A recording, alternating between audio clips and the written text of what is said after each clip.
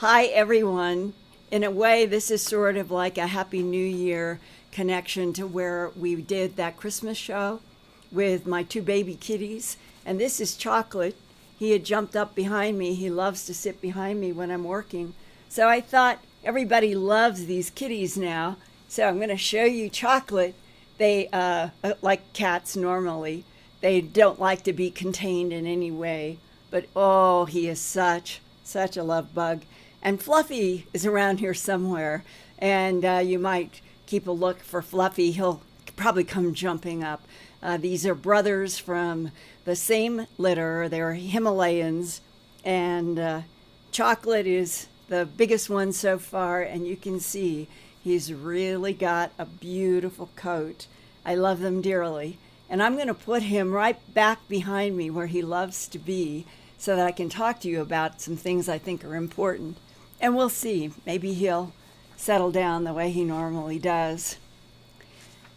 Now, in the last 7 days since my Earthfiles YouTube channel report with you on Wednesday, January 3rd, I have been able to talk with an astrophysicist about one of the infrared videos released to the New York Times. That was the 34-second one that has the two pilots' voices on it. That was on December 16th, 2017, that we all saw the paper or the web version of the New York Times. And in the web, they had that 34-second video. It was described as being officially released by a man named Luis Elizondo, who is described as the director of the Pentagon's Advanced Aerospace Threat Identification Program. You'll see that acronym AATIP in various news reports. Well, the astrophysicist that I have talked with in this week is Eric Davis, PhD. He is the Chief Science Officer of Earth Tech International Inc. in Austin, Texas, where he works with engineer Hal Puthoff, also PhD. Dr. Puthoff is on the board of directors with Luis Elizondo for Tom DeLonge's To the Stars Academy. Dr. Eric Davis is also an adjunct research professor at the Center for Astrophysics, Space Physics, and Engineering Research at Baylor University in Waco, Texas. His research emphasis is on the early universe, cosmology, and Strings Group Center for Astrophysics, Space Physics, and Engineering Research at Baylor University. Dr. Davis confirmed for me that in 2008, he and Dr. Puthoff did receive a classified technical study from a U.S. Navy intelligence analyst about the November 2004 gun camera infrared video of a UFO as the two jet fighter pilots talk about the anonymous aerial vehicle, as the physicists described them, AAVs. And this was the movement of the UFO off the coast of San Diego.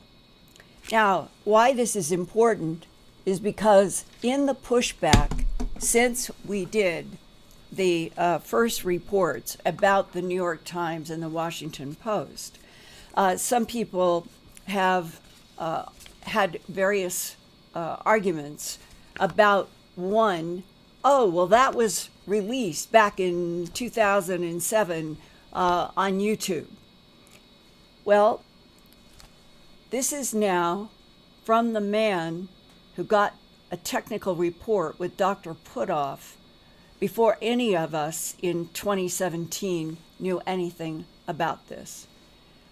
He says that the 34-second infrared video released in December to the New York Times that he refers as the tic-tac-toe UFO or unidentified object because it was all white, smooth, without protuberances, and shaped like a long oval tic-tac candy.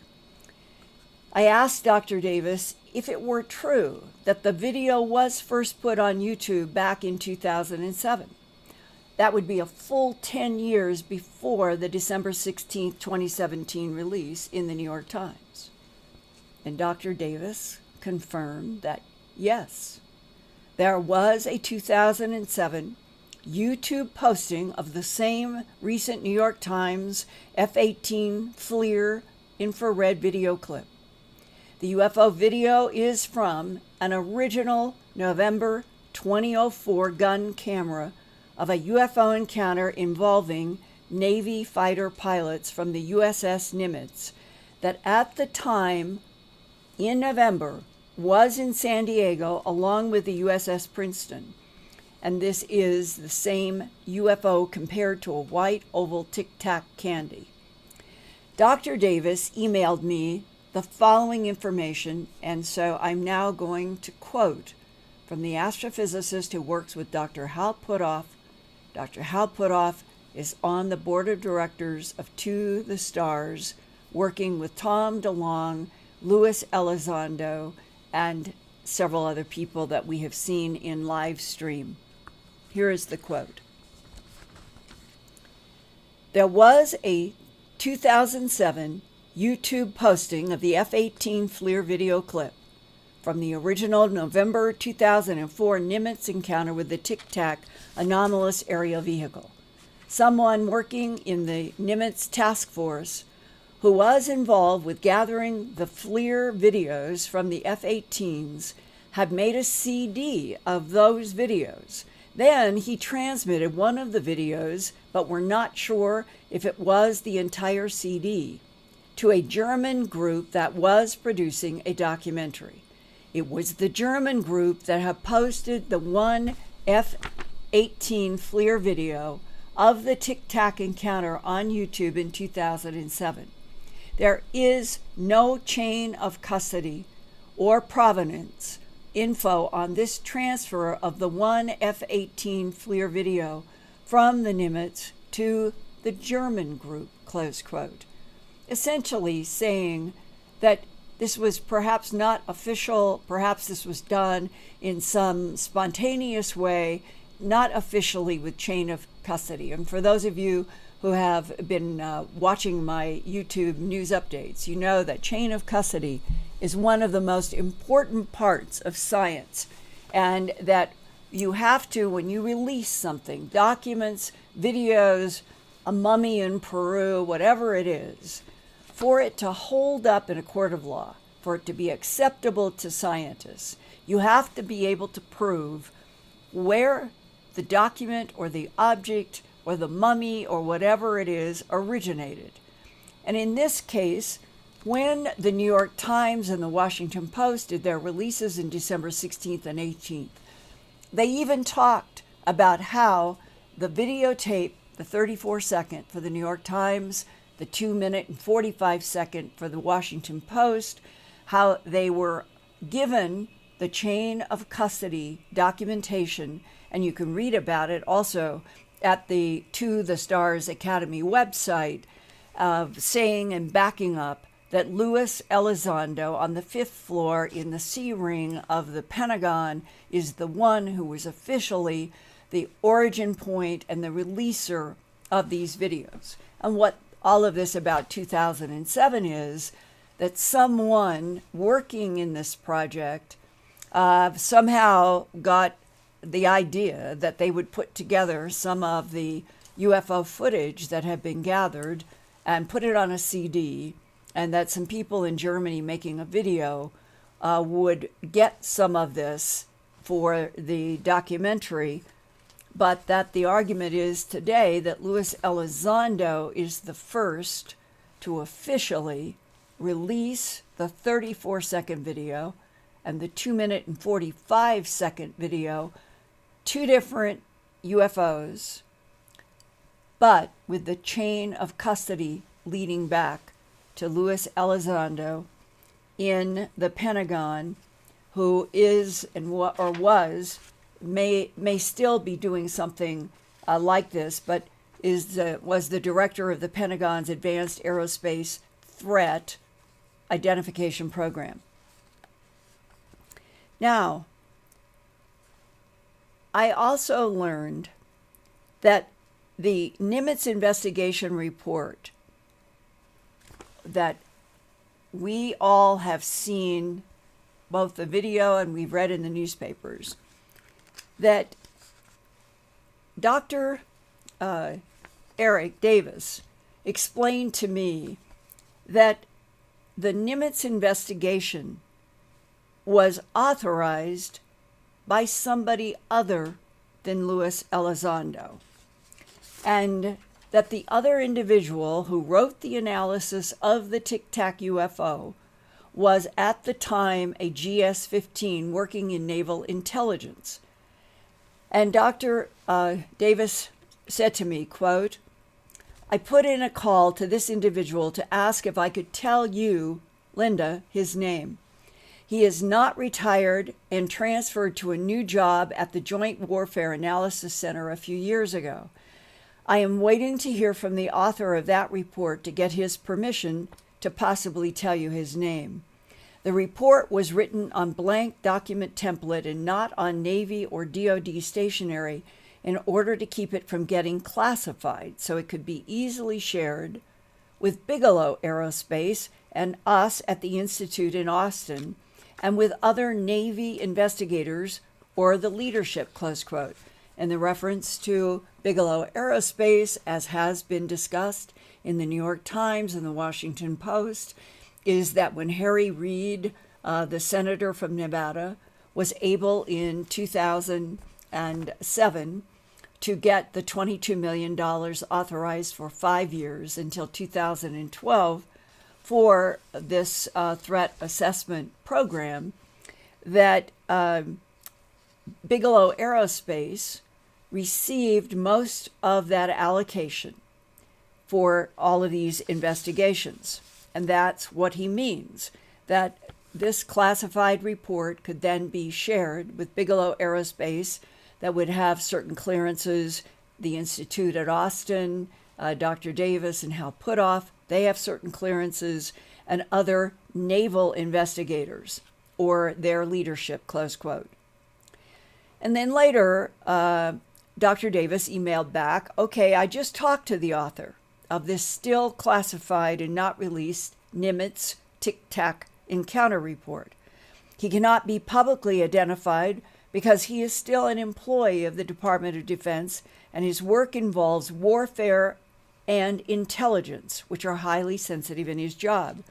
He told me that the copy of the Nimitz report that we acquired here from Bigelow Aerospace Advanced Space Studies, known as BASS, because we at the Institute for Advanced Studies and EarthTech in Austin, we are the BASS subcontractor in the analysis of this video. The tic-tac analytical report was authored by the Navy analyst, and he did the actual investigation work and the writing of the report on behalf of the Advanced Aerospace Threat Assessment Program Manager at the DIA, which is the Defense Intelligence Agency. So that's involved too. The DIA classified that tic-tac UFO report, says Dr. Davis, but the DIA program manager facilitated the transfer of an unclassified version of the report to Bigelow Aerospace, which shared it with Hal Puthoff and me, the subcontractor at EarthTech and the Institute. Continuing in quoting Dr. Davis, "So we cannot release this report under any circumstance because all of us still have security clearances, and we have to abide by the DoD's classified information security rules. We are also not the official owner of this report. So we don't, and I believe he means that the DIA is the official owner. So we don't have the authorization to release it to the public. However, I am authorized to publicly discuss or read only the executive summary and the key assessments on page 1 of the report, which I read to you over the phone. The key assessments were not written by an intelligence analyst.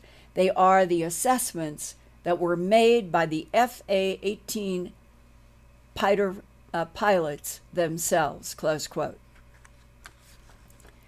I told Dr. Davis that some people on the web have been pushing back in the infrared videos with criticism such as there would be no hissing air sound or infrared video in the Hornet jet fighters. And I asked Dr. Davis if he could give me a reality check about the air sounds in both videos. And he emailed back, quote, "The air noise that is heard on the videos originated from the pilot's hot microphone in the original video. The pilot left his mic on when he should have turned it off on the intercom during the FLIR video recording by the cameras," close quote.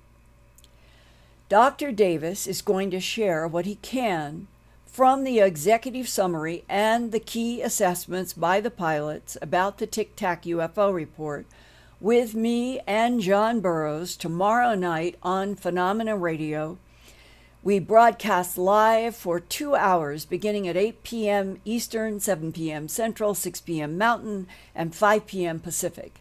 Dr. Davis will be our lead guest, and later we will talk about all of this and the direction that confirmation is going, that we're not alone in this universe, and hopefully that it will continue to unfold in this new year. And we will be discussing the big picture after Dr. Eric Davis with Steve Bassett, Executive Director of the Paradigm Research Group, also known as PRG. He's in London, England, and he's going to join us live tomorrow night between 1 and 3 a.m. England time so he can hear Dr. Eric Davis's comments at the beginning of the program. So everybody tune in to Phenomena Radio tomorrow night on KGRA. I always have a hot link on my Earthfiles News headlines page, so you can click there and go directly to that broadcast. I think it's important that we keep struggling for reality checks on what has been unfolded in the New York Times, the Washington Post. There's a third video we're all hoping will be released in January of 2018, as Tom DeLonge said in the material that went with the first two videos.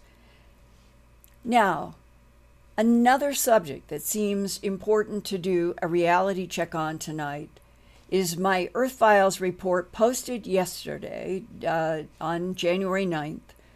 It's entitled Blast of Light, Huge Boom, and Ground Shaking, quote, over thousands of miles in Russia, close quote. That is coming from the Siberian Times and some of the UK media. In my Earthfiles report, I placed a compilation from the Siberian Times in Russia via the UK's Daily Mail, so that viewers can see how astonishing the midnight sky lights up on Sunday, January 7th, 2018, just a couple of minutes after midnight, according to the video timestamps that you can see in some of the frames. And these are videos from security cameras and other cameras. Russian media have reported that the sky-filling light, along with a huge boom sound and the ground shaking, that the ground shaking and the huge light took place over thousands of miles. So how can anyone send emails or text messages or any other communication with sarcastic words? Well, how can you be excited about thunder and lightning? The Russian phenomenon 4 nights ago is in the category of the worldwide booms with light flashes and shaking of homes and buildings so hard that sidewalks have cracked over the last 7 years since I began reporting, without authorities ever being able to confirm what the source of either booms from below ground or booms that seem to come from atmospheric air compression. Some ear witnesses and eyewitnesses to flashes of light say that there's a compression wave coming from above, while other people say the bottoms of their feet are hurt, sidewalks are cracked, a garage door is knocked out of its trail, And that means something coming from below. And in a few cases, people in the same area have reported, this happened in Australia this past year, that there were the feeling of compression waves from above and some kind of pressure coming from below at the same time.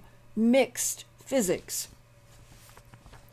In this case that happened in Russia, over thousands of miles, according to the Siberian Times, the idea that anybody would possibly throw out that a thunderstorm with lightning and thunder, which are always local events, could explain anything over 1,000 miles, they're either being or trying to be funny, or they're not understanding the physics of local thunderstorms.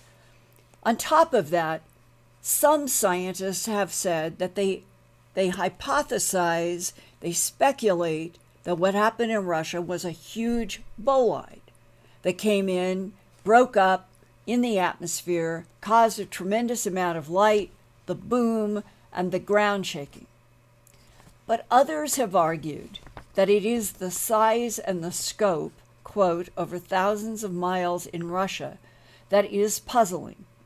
And that what I'm hoping is that some of you who are really serious about trying to stay with facts and what we can confirm and dealing with the truth and not just running with sarcasm or accepting the first speculation that is thrown out, that you will go to earthfiles.com, my news website that I have been doing since 1999.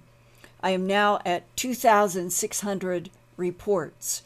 And in there, starting in January of 2011, for the first time in my career, was a series that kept going from 2011 to this day in both hemispheres, where people have been reporting these loud booms above or below, some associated with the sky going flashlight, but I've gone to weather services, no weather of any kind, where a security camera gets this bright flash of light.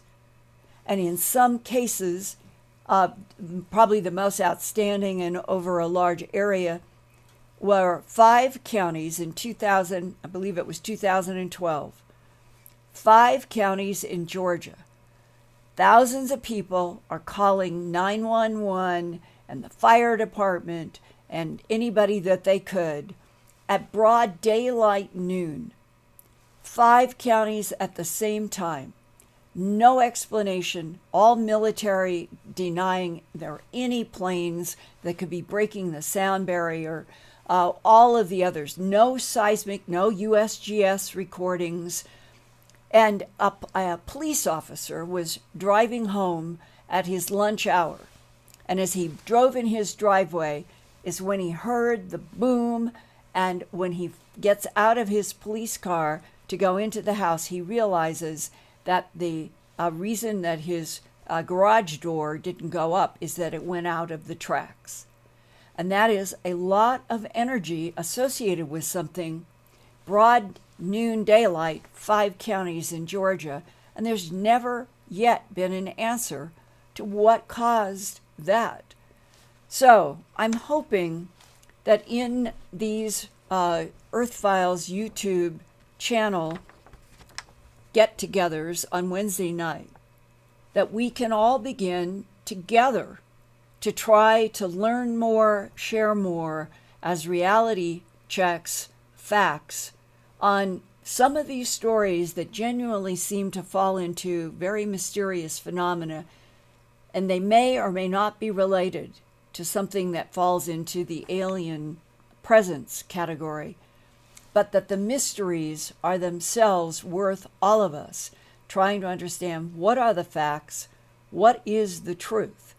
Because when we are dealing with the alien presence phenomena, then it is even more important to be as accurate as possible, because we're living on a planet that has been conditioned for 70 years since World War II to put quote unquote UFOs and ETs in some kind of a category that is to be laughed at and to be sarcastic. And we see the media are having a very difficult time trying to even do interviews with Luis Elizondo or any of the other people that were provided to talk about the 2 infrared videotapes. The pilots that I have talked to say that they are impressive and that they are the first evidence that they have seen that makes them stand back and say, what are we dealing with here? Hopefully the 3rd videotape that To the Stars Academy is promised will be unveiled here sometime soon, will go even further, and that through this year we will continue, I hope, to get more and more evidence with chain of custody back to the Department of Defense and the Pentagon, even if some people in the Department of Defense and the Pentagon are still trying to deny official sources.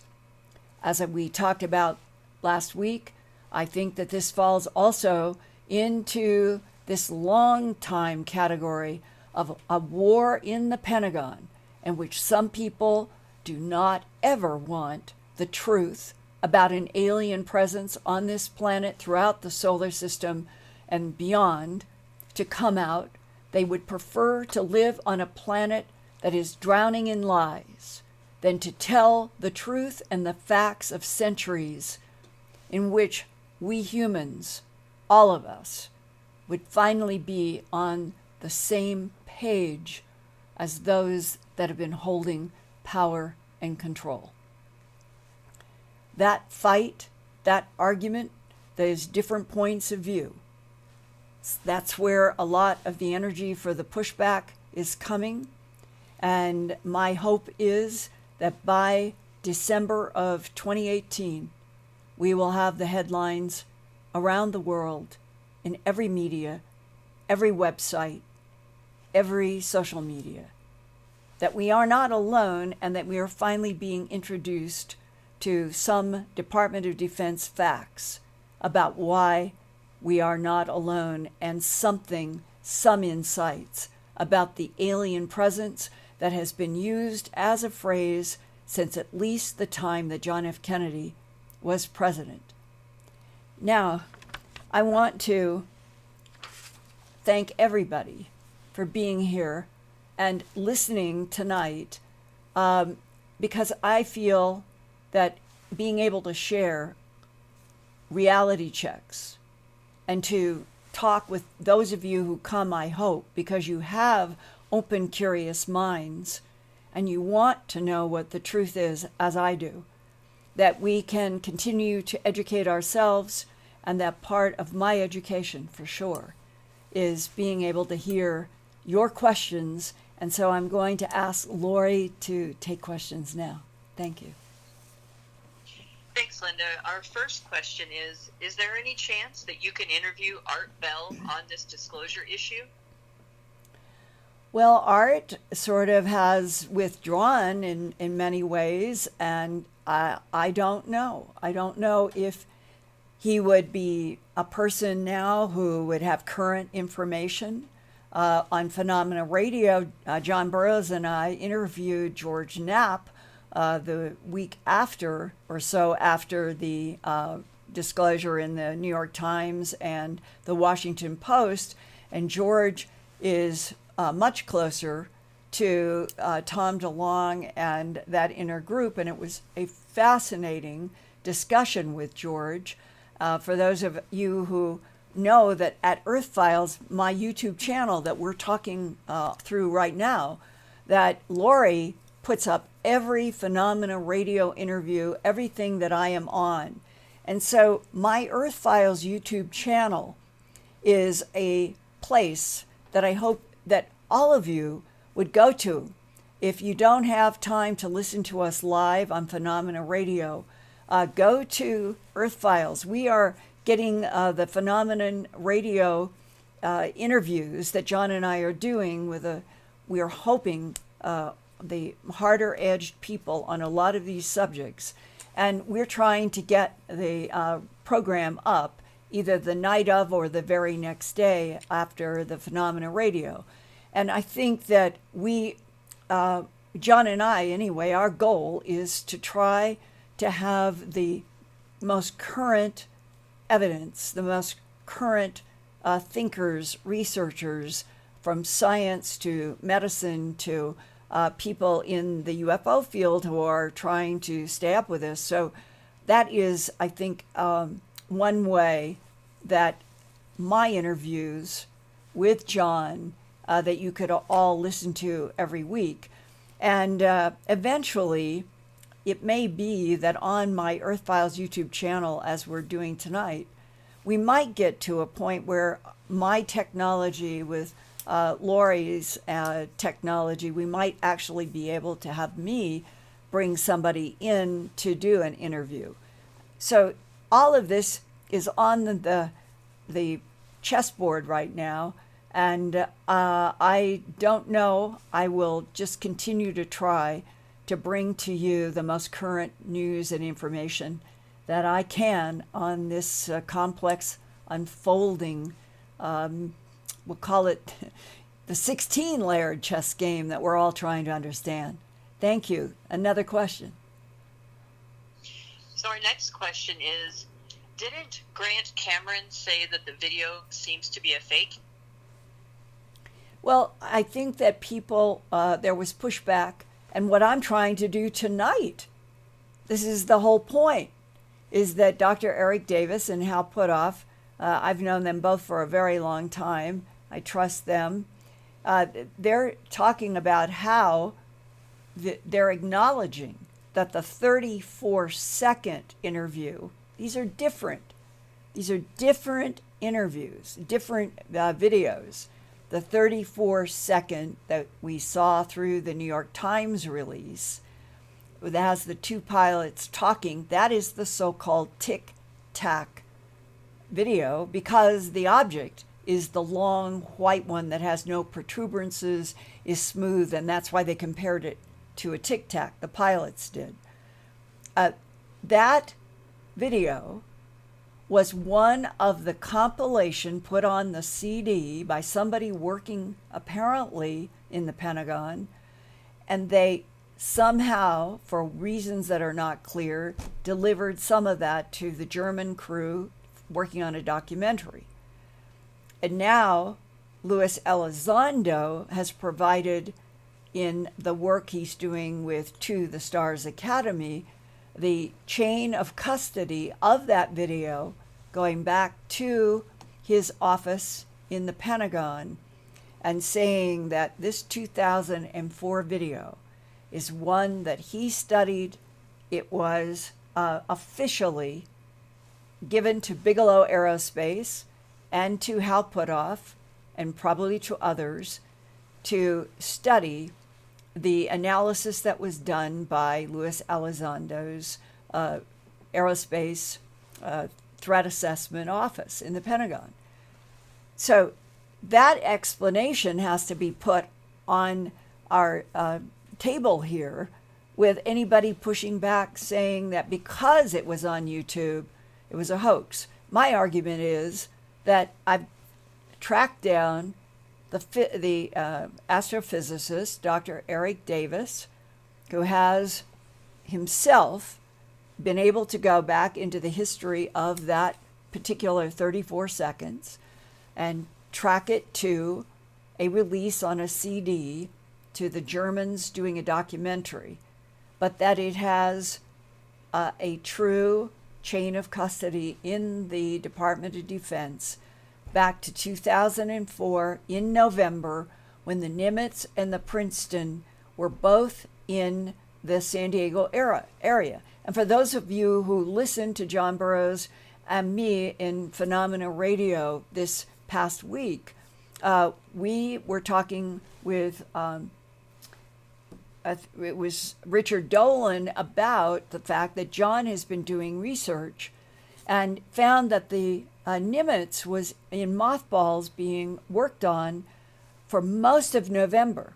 but did find that there was a time period that would coincide with the end of the year in which the Nimitz and the Princeton apparently were together off of the coast of San Diego.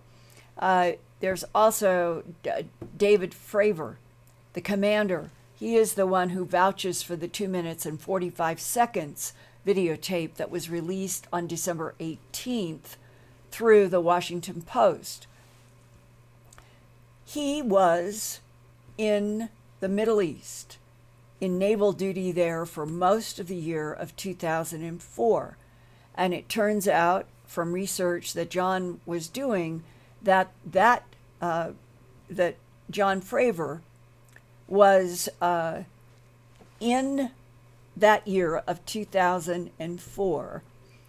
He was doing and working on a documentary with, I think it was PBS, and we're trying to see if we can find that documentary that would go back 13 years, or maybe it came out the year of the 2005. But these people, David Fravor, 18 years, a Navy commander for the United States, who puts his interview in the Washington Post, was on news programs. He's putting his career, he's putting his competence, he's putting everything about the last 18 years on the line to you and to me, and saying that that 2 minute and 45 second video is the real deal, and that he was astounded by the incomprehensible physics when the object took off. Some calculations said it might have been moving as fast as 96,000 miles an hour. And that 2 minutes and 45 seconds does not have any pilots' voices on it, but clearly that was done by a gun camera when David Fravor, Navy Commander David Fravor, was involved as an authority, and we know that he was in the Middle East in most of 2004. So when you read in the New York Times, the Washington Post, and to the Stars Academy that they could not give the date, place, or location of the 2 minute and 45 second video in the interests of national security, the likelihood is that UFO was videotaped from a gun camera from someplace in the Middle East. And these are the pieces that are coming together. And I think that when somebody, I respect and admire Grant Cameron very much. We are colleagues. We all have this huge challenge of trying to understand what the facts are on what is released.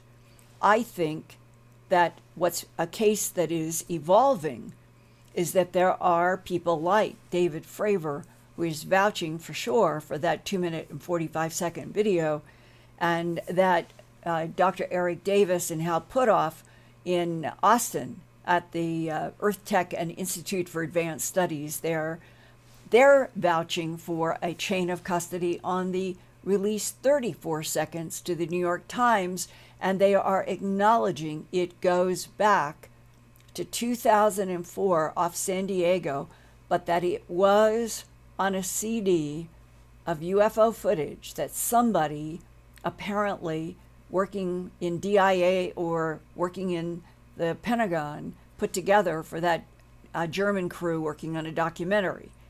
That doesn't mean that the 34-second video is not true. So that's what I'm trying to help you, is to take you through some of the steps that I'm trying to go through with the most reputable people that I can on what are the facts behind the releases of those two videos, and that hopefully we're going to get a third and more, and that eventually, if the chain of custody continues to be provided as much as possible, then we all should begin to see a pattern of military interactions or gun camera footage of objects in the air. Maybe some will come out of the water. Who knows what we're going to see next? And that they are in the category of unidentified aerial vehicles or anomalous aerial vehicles or unidentified aerial phenomena, or the word we've all grown up with, UFOs. Something that is defying Earth-known physics is the bottom line on what they're discussing so far. Okay, one more question. Great. So our last question is, what will Linda be doing at Conscious Life Expo this year? I'm going to be doing 2 panels, UFOs, Ancient Aliens. I'm going to be doing a 90-minute workshop. I think it's on Saturday, and it's Friday or Saturday, sorry, but it's on the fast radio bursts that continue to be mysterious. There's brand new information that it might fall in the category of something really, really strange with certain star evolutions. But even in this new work from the scientists, the bottom line to them is we don't know. We're trying to find out. There's a new instrument that has been launched just since the fall of 2017. They think that they're going to be able to learn more about these fast radio bursts. And the reason why I feel it's important to present this one is when you are talking about recorded on Earth energy in these fast radio bursts, one of them a couple of years ago was equivalent to 500 billion of our suns. That much energy in less than a second, and yet there was no afterglow. How is this possible? No afterglow. And that's why I did the interviews. I've done 2 now with Avi Loeb, the director of and chairman of the astronomy department at Harvard University. In March of 2017, he authored a paper in which he hypothesized that these fast radio bursts with this huge energy without afterglow could be the first hard evidence 3 billion light years from here of, these are his words, advanced transportation systems using light speed. That's Harvard University, the chair of the astronomy department. The new information that is coming just this week is that the scientists are trying very hard, and they are coming up with hypotheses about dynamics that have never been seen anywhere else except in fast radio bursts.